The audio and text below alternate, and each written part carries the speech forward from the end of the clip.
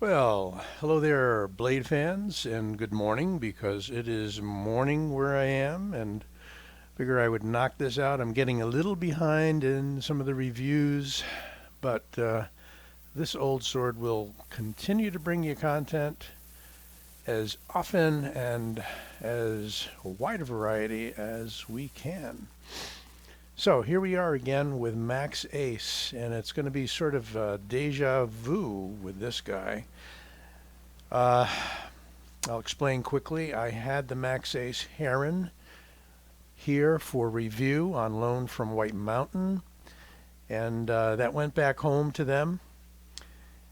And then what they did was came out with a budget version. Let's call it budget, lesser, about $100 or so, as opposed to the over 200 price tag on the full-blown Heron and titanium and M390. So let's take a look, and this is going to be an interesting knife because they're out there, they're available on White Mountain. You can get your 10% off with my discount code OLDSWORD.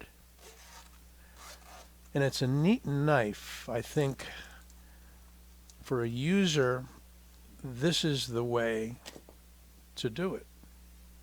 Check that out. We got a brown linen micarta. It is a Axis style lock. I'm not sure what they call it. Maxace.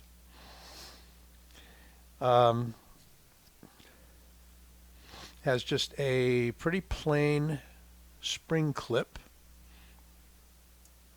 It is a steel spring clip, which is fine. And I noticed it's a very tight one, and it is recessed into this cutout, this milled spot that's part of the design. What I may end up doing on this one, since it's a thick spring that's very tight, is possibly what I do is take like a putty knife, slide a piece of paper under the handle, slide the putty knife in, and gently pry it up and bend it a little bit. So that's certainly an option. You may have another way. You can take it off and so forth and adjust it there. But that's my only little pet peeve about the knife. Let's take a look at it. Check that out. Got a two-tone blade, black stonewash on the grind. On the flat, we have a pretty nice satin finish.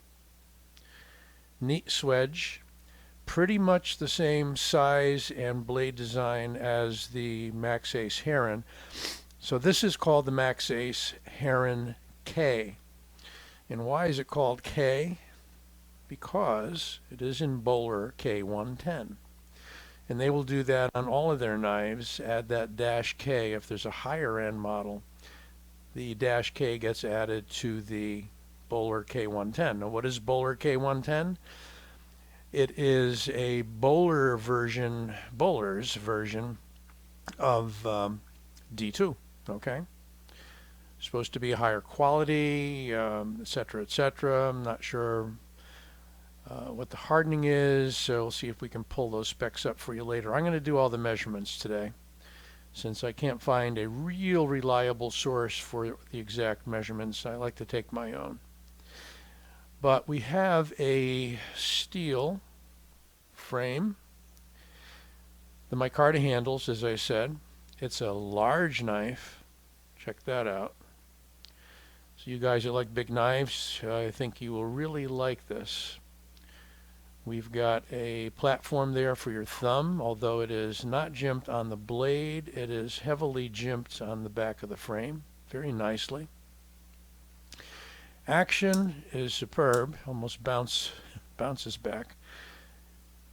One thing I had to do, it's worth mentioning, is this axis lock wasn't sliding all the way forward, so I had to lube it up a little bit. What happens if it's partially back is you get that. And so you don't want that in your pocket, right? But now that it's broken in, lubed, whatnot, it fully stays in there. You can flip it open like that, which is interesting. I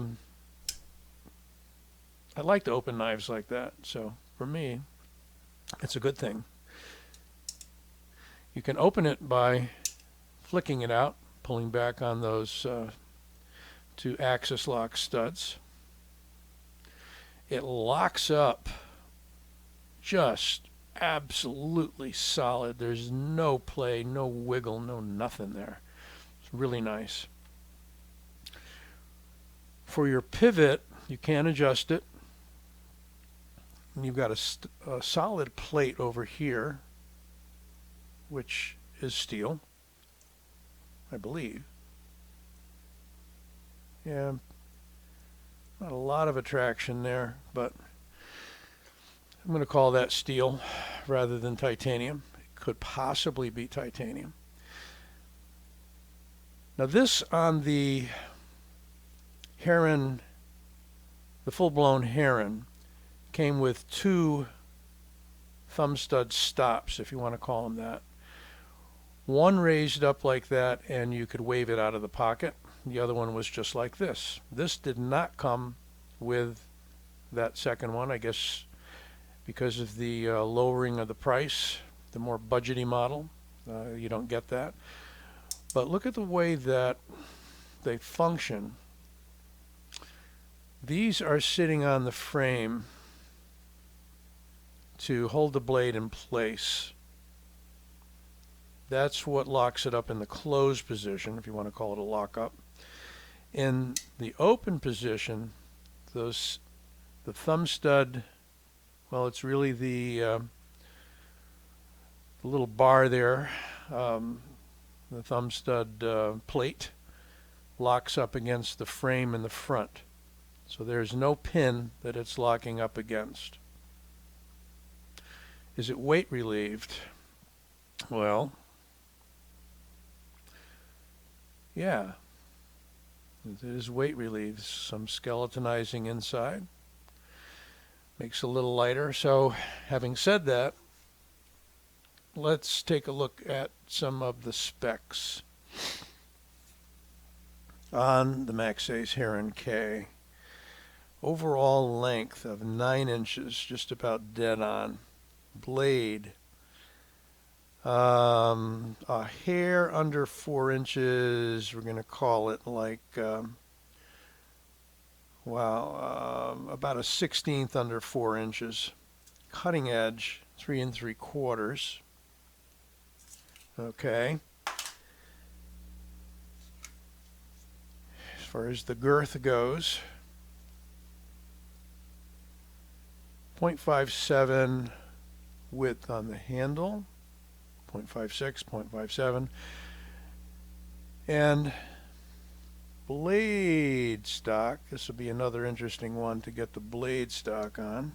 See if we can get it right there. 4 millimeters. So it's a good hefty blade stock at 4 millimeters. The point, if I can get that in focus, is fine, but not dangerously fine, as though it's going to break right away.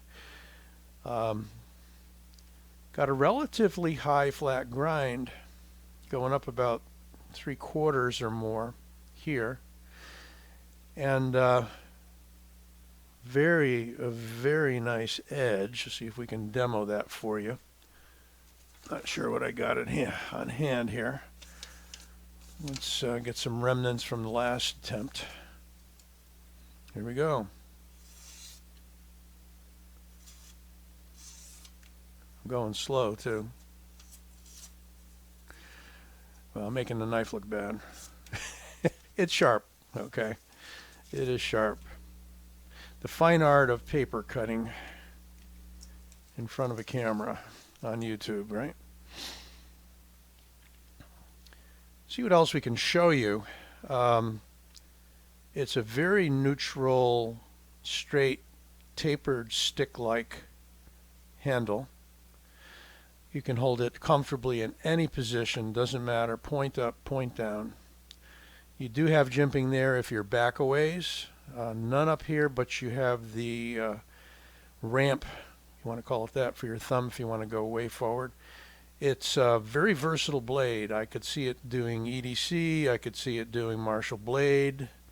You have a defined pommel there, which certainly could be used. You don't always need a glass breaker, quote unquote, to break glass, by the way. You got a steel frame here, and you've got a pointy-ish pommel. No problem. And of course, defensively, that's very effective as well. So for a price point around 100, this is a neat offering by Maxace, and I think it's going to be more of a common sense offering than the full-blown version, unless you want to fancy up the full-blown version. One thing I did find on the full-blown Maxace Heron was that there was a problem with the tip running close to the surface. By the way, that looks dead center to me. And we don't have any such problem. That tip is well below the surface of the frame. The Heron tends to have a wide frame, wide slot, so you know that's part of the problem, if you will, of pushing hard, and it accepts a lot of the meat of the thumb in there, but not on this one. Again, that point's well below the surface. Quick comparison with the big boy, the Goliath 2 by Maxace. It is definitely going to dominate. Look at the size of that blade. Now that's a large blade, the Heron. That's monstrously large. Beautiful knife, by the way. If you haven't seen my review, check it out. Drop shutty knife on bearings. This is on bearings as well. Here is the Samurai. Pretty much the same length as the Samurai. Blade, overall, everything. And again, you can check out this review if you haven't seen it yet. Beautiful knife. Wish they do a little more with the clips, you know. I mean, just kind of a plain spring clip. I think deep carry would be nice on this knife. But on the positive side, you got something to grab onto there. It is not a switchable clip. As you can see, you got 2 screws there and a cutout, and you got nothing over there. No provision for a lanyard. There's a standoff on the very end. Otherwise, it's wide open construction. You know what? We didn't get a weight, did we?